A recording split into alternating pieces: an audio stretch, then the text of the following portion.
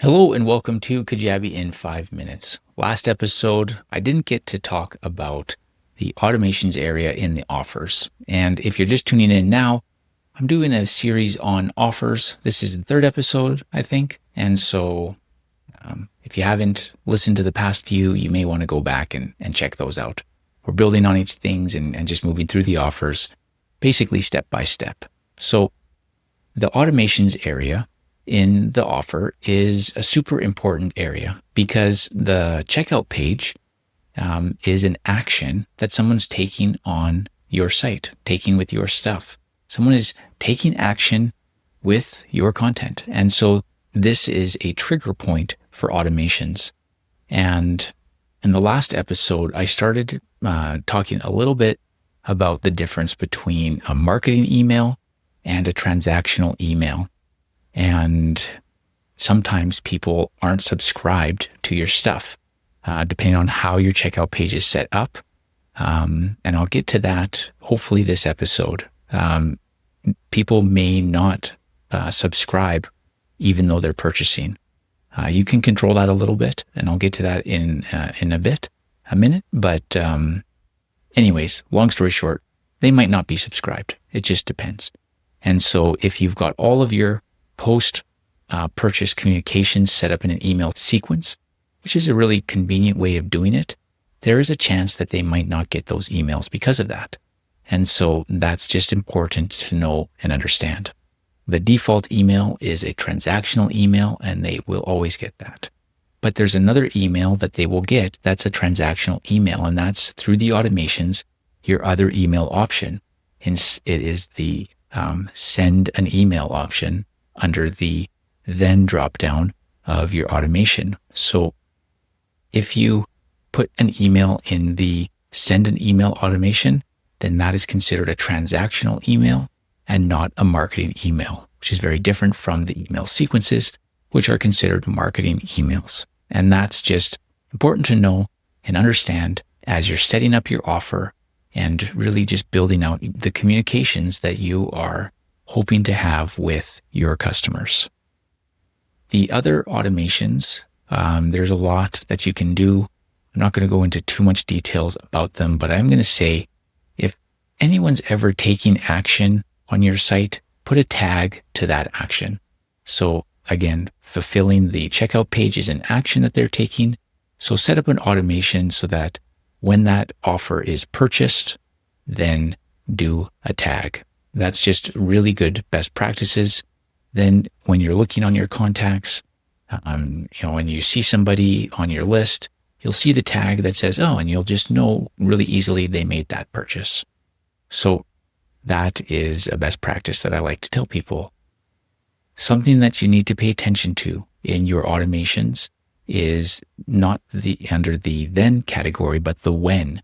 And under the when, by default, is offer is purchased. But there's other options there. There is offer is granted, and then there's some other ones that have to do with payments, like a subscription is canceled or maybe failed. I don't remember the other two right now. But the big one to note is when an offer is granted. And so granting an offer basically means that an offer is being given to somebody, so they don't have to pay for it. And the automations are different. They're separated. There's purchased automations and there's granted automations. And so if you're adding a tag, if you're sending an email, if you're subscribing to an email sequence, you're doing any of those things, you may want to consider setting those up for if an offer is granted as well as if it's purchased, basically doubling up those automations so that both they engage when an offer is granted or purchased. Now, there may never be an instance where your offer is going to be granted, and so you don't have to do that. But there could be instances where, if there could be instances where your offer is going to be granted, then I recommend doing that. So some instances where an offer may be granted is that if an offer is going to be attached to a form instead of a checkout page. So with a form, again, action is being taken. They are putting their name and email and whatever other information you're collecting. That's action. And so it can trigger automations And one of the triggers is granting an offer. So that would be one instance. Another instance could simply be you're collecting payment outside of Kajabi. And so through other automations and triggers, you want to set up an offer to be granted to that person. You aren't going to make them purchase it again. You aren't going to make them check out the form again. Granting is all something that happens in the background. They don't see it. They don't see the offer. They don't see the checkout page. And so if someone's giving you payment outside of Kajabi, you're going to be granting the offer to them. So your automations are going to be set up as when offer is granted, not when offer is purchased.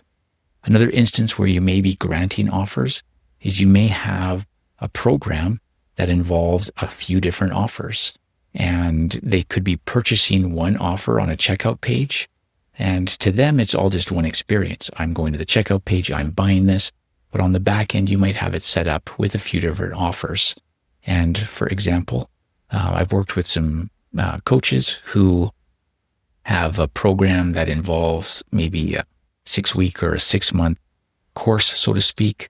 And during that 6 months, then there is a monthly coaching to go along with the course content. And if you buy the program, you get the content for life, but you only get the live coaching and interactions for 6 weeks or 6 months or whatever.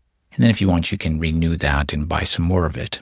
Well, if you set a course to hold all of the live rooms for coaching and the recordings, or if you're using a community for that, and you have your course material in a separate course, they get the one forever and they only get the other one for a limited amount of time. Well, then you can use multiple offers. You can have your main front-end user-facing offer with a checkout page that has your course in it.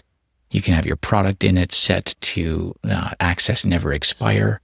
And then you can have another offer, something that the clients will never see, that has the other product where all of your recordings are being held. And, they'll never see this. They don't know it exists, but on the back end, it's there. And on the main offer, the checkout page that people are purchasing through, there's an automation that grants the other offer. And the reason that it's separated is because this other offer has a limited access to it. And, so when someone gets granted that through the automation, they get it for that limited access period, but they get the one they bought forever. And that's just another way that you can use granting offers. So that is the automations area. There's a lot that you can do there. And you can do things that are for you, reminders to you, and not automations for the client. So you can send an email to yourself or your team saying, hey, this person made a purchase, start this workflow. Or when a subscription payment fails or is canceled, you can untag them, or you can tag them something else saying that they're an alumni or that they are a dropout. Or you can say that you can subscribe them to a different email sequence, like, hey, I noticed you left this. Maybe you're interested in this. And so there's a lot of different things that you can do with the automations. If you're on the basic or the Kickstarter plan in Kajabi, you just get access to the basic automations. But if you're in the growth or the pro plan, you get the advanced automations, which introduces conditional logic, which is basically an if statement. So it's the regular screen for your automations. You've got the when, you've got the then, but then you also get an if. And so basically it's like, this stuff will happen if they have this tag, or if they've filled this form out, or if they've also purchased this, or if, something else. And so that is what the advanced automations are, in case you've ever wondered about that. So that's what I've got to say about the automations area in Kajabi. And in the next episode, I'm going to talk about this thing that I've brought up with these past couple, where I've said that sometimes people won't subscribe and won't be subscribed even though they've purchased. And whether they did it on purposely or not, it's good to know where that's taken care of and how it's handled and what your options are. And I'll get into that in the next episode. So I will see you then.